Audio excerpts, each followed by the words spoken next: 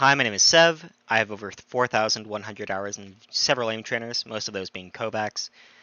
And these are some quick tips, just some basic advice I have for newer players and more experienced players. One of the things that I really struggled with was trying not to change physical things, such as my arm positioning or grip over and over.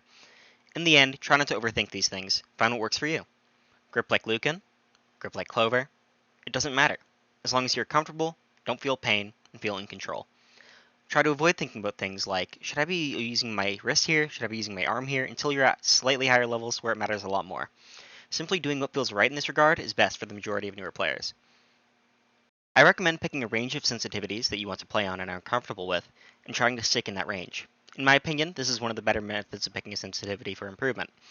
If you're really serious about improving in game, you can try to stick to one sensitivity, but it doesn't hurt to try and experiment with other sensitivities, as this will also develop control in other areas. For example, a higher sensitivity will help you develop fingertip aim, or a lower sensitivity will help you develop arm aim. Technique is key. Learning how to play a scenario is super important to improve. This can be done on your own and experimenting to see what feels good, or watching better players' VODs. A really quick rundown that helped me a lot is that less is more, meaning that the smoother and calmer you are, the better. A big argument against aim trainers is that you won't be thinking about things like accelerating catch up to a target and decelerating to match target speed, which is a technique for tracking, in game.